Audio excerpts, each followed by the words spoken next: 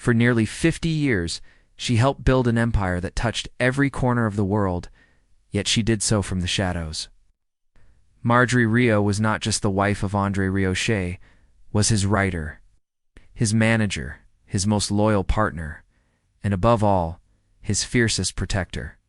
While audiences adored André's smiling presence on stage and crowned him the king of the waltz, very few knew that behind his success stood a woman whose quiet strength made it all possible. Together they conquered the classical music world, turning orchestral performance into a global sensation. But now, as André celebrates his 75th birthday, Marjorie has begun stepping back, slipping away quietly from the spotlight she never sought. Her absence raises a heartfelt question. What became of the woman who held everything together? The unraveling of their seemingly unshakable empire began in 2010, at the very height of André's international fame. He was performing to sold out arenas with his Johann Strauss Orchestra jetting across continents, dazzling crowds in massive stadiums, juggling recordings, TV specials, and media appearances, all without showing a hint of fatigue. For years, André seemed untouchable. He took no sick days, never delayed a concert, and not even the exhaustion of long flights or endless rehearsals appeared to slow him down. But one night, while vacationing in Belgium with Marjorie, something shifted. At 3 a.m, André woke to find the room violently spinning. The ceiling whirled, the walls tilted, and the floor felt as if it had collapsed beneath him. Drenched in sweat, unable to stand, and gripped by disorientation, he tried to dismiss it as simple exhaustion. After all, he had been pushing himself, recording. In the studio, cramming Spanish lessons, and preparing for a major tour, all within a single week. He had always believed positivity and productivity were enough to keep illness away. But this was something different. By morning, the vertigo had worsened, not faded. Doctors diagnosed André with vestibular neuritis, a viral infection that strikes the vestibular nerve, the very system responsible for balance. The effects were devastating: severe dizziness, motion, sickness, and constant disorientation. André wasn't just lightheaded. He couldn't walk in a straight line, rehearse, or even hold his violin without feeling the world spin violently around him. This was no minor inconvenience. A massive concert was scheduled in Amsterdam just days later, with 60,000 fans already holding tickets. But the triumphant return never came. On strict orders from his doctor, André was forced into complete rest. At that moment, the great Rieu empire began to wobble. It wasn't just André's life that turned upside down. Marjorie was shaken at the very core as well. More than just his wife, she had always been the backbone of his career. A trained composer and a skilled language teacher, she had been his partner in every sense since 1975, while André enchanted audiences under the stage lights. It was Marjorie who managed the business, crafted his scripts, protected his time, and ensured the machine of his career ran seamlessly. But in 2010, there was no manual, no carefully prepared script for what came next. The consequences rippled quickly. André had to cancel his Australian tour, followed by his UK dates events, far larger than small concert halls. These were stadium-sized productions, with entire teams depending on them, lighting technicians, orchestra members, logistics crews, and countless others. In total, 120 people relied directly on his concerts for their livelihood. Costs alone reached £825,000 a month, without even factoring in personal earnings. His sudden illness triggered not just an artistic crisis, but a financial and emotional one as well. And in the middle of this storm stood Marjorie. Managing everything from their 15th century castle in Maastricht to home André had dreamed of owning since childhood, she oversaw communications, balanced finances, and most importantly, fought to make sure André rested, even though he resisted. He begged for medication, tried to stand, pushed to rehearse, and wanted to keep working. But nothing helped. His body simply wouldn't cooperate. It was Marjorie who reminded him that this was not about determination or willpower. This was about survival. The irony of the moment was profound. After years of believing he was immune to burnout, André had finally reached his breaking point. He had always assumed that optimism and energy could protect him from collapse. But no matter how celebrated, even the most tireless performer is still human. For 3 long months, André was bedridden. He was too weak to tour, too dizzy to stand, and too fatigued to enjoy the simple joys of playing with his grandchildren. At one point, he tried to lighten the mood by comparing his relentless sweating to menopause. But behind the joke was a deep, gnawing fear. Doctors scanned him for a brain tumor, which thankfully was ruled out. But recovery from vestibular neuritis had no quick cure. The only treatment was patient-centless physical therapy. Balance, retraining, daily exercises, and eye movements repeated 3 times a day. Slowly, the symptoms eased. But emotionally, the scars remained. The fear of relapse lingered constantly. With even a 5% chance of recurrence, stress became the greatest threat to his health. That meant André had to change not just his schedule, but his entire way of life.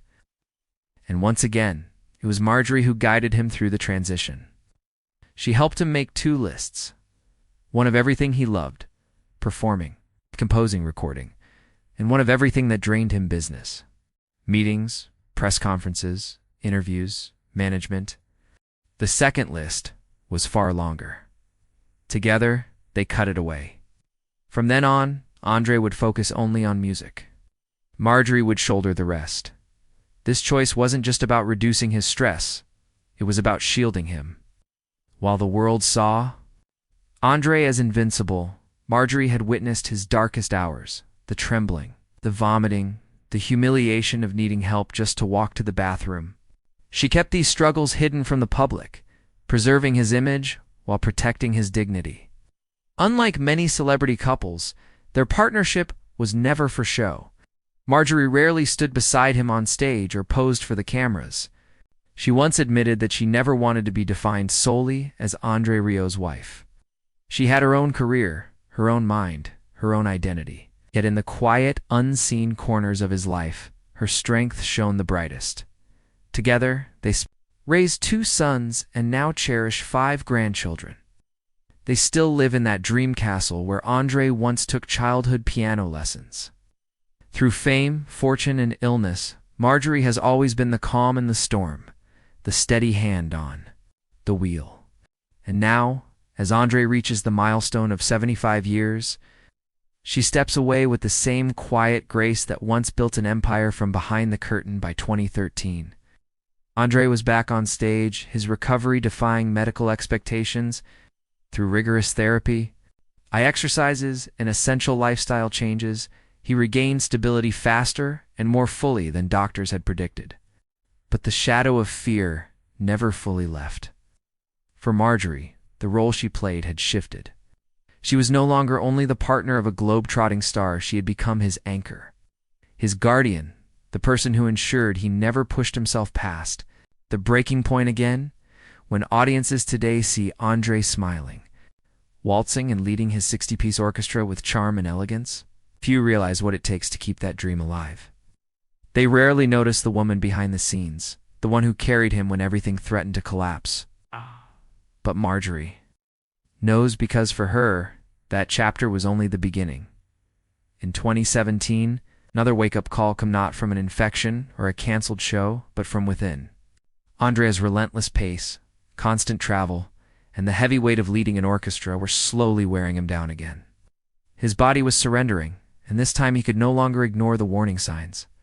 Determined to survive, he brought in reinforcements, a personal trainer, a new diet, and a structured routine built around strength, stamina, and perhaps most importantly, rest. This wasn't about appearance, it was about life itself. The transformation was remarkable. With carefully designed workouts, tailored meals, and consistent training, André regained his energy. He slept better, moved more freely, and felt stronger than he had in years. His new lifestyle even rippled outward. Inspired by his discipline, members of his orchestra began making health a priority too. On tour, musicians could be found in hotel gyms, joining Zumba classes, and even training for marathons. Backstage culture shifted. Wellness was no longer an afterthought, it became part of the rhythm of their music and their lives. If you've ever stopped to wonder how a man in his 70s manages to walk onto a stage night after night, performing for hours on end, often from 8 p.m. until midnight, while constantly adjusting to shifting time zones, the answer isn't some mystery formula. The secret lies in three simple but powerful things: rest, discipline, and the steady, unwavering support of a loyal team that walks the same path alongside him. Today, André keeps his world small and intentional. He carries family photos tucked carefully inside his violin case, as if they were lucky charms or anchors. Before every concert, his sons send him snapshots of his grandchildren, reminding him that no matter how far he travels, home is never out of reach. Even his wedding ring is treated with care. He wears it on a chain around his neck instead of on his finger to avoid any mishaps while performing on stage. These habits might seem minor, but they are far more than routines. They are grounding rituals. When life keeps you constantly in motion, soaring from one city to another, and giving your heart away on stage, night after night, these little pieces of home are what keep your feet firmly on the ground. And speaking of home, that grand castle in Maastricht is more than a symbol of fame or success. It is the place where Marjorie, his lifelong partner, waits quietly, watches every performance from the sidelines, choosing the shadows over the limelight. Marjorie doesn't need applause or recognition to make an impact. For more than 40 years, she has been the hidden force shaping André's career, writing his biography, organizing concerts, managing logistics, and constantly ensuring that his focus stays on what truly matters. Their love story itself carries the same timeless energy that sparked when they first met in the 1970s. Back then, Marjorie was working as a language teacher in Nagin, and André was the charming young man she encountered at his sister's dance class party. When they reconnected years later, their connection was instant. They fell deeply for each other without hesitation. But not everyone celebrated their union. André's parents harbored doubts about Marjorie. Her free-spirited, flower child personality clashed with their more rigid traditional expectations. Still, the couple pressed forward, determined to build a life together. Both André and Marjorie had been raised in disciplined households where the value of hard work was instilled from the very beginning. That shared ethic became the cornerstone of their partnership. By 1978, André had joined the Limburg Symphony Orchestra while also performing with the Gemma Serpent Salon Group. Around that same period, Marjorie discovered she was pregnant. Life quickly turned into a balancing act, teaching music, raising their child, and playing gigs at retirement homes just to get by. To call those days hectic would be an understatement. But Marjorie was far more than a supportive wife. She became André's strategist. She wrote talking points for performances, designed promotional brochures, and stood tirelessly at event booths, persuading organizers to book shows. At one point, the couple was performing free concerts in tiny halls for only a handful of people while still dreaming of filling theaters and touring the world. That dream finally came within reach in 1994, when the album Strauss & Company and the viral success of the second waltz catapulted them into the spotlight. It wasn't luck that carried them. There it was the result of relentless years of preparation, grit, and unwavering determination. Yet even after success arrived, life didn't become smooth. In 2008, a replica of Schönbrunn Palace nearly drove them into financial ruin. Marjorie endured sleepless nights, watching their money disappear faster than it was earned. But she remained calm, methodical, and resilient. In time, their son Pierre joined the family operation, bringing with him much-needed business acumen to balance André's boundless artistic drive. Even today, Marjorie avoids the spotlight. No new photos, no interviews unless absolutely necessary. She often travels under her maiden name, steering clear of public recognition, not out of shyness, but out of choice. While André embraces the public stage, Marjorie retreats to the background, preserving the balance they both need to thrive.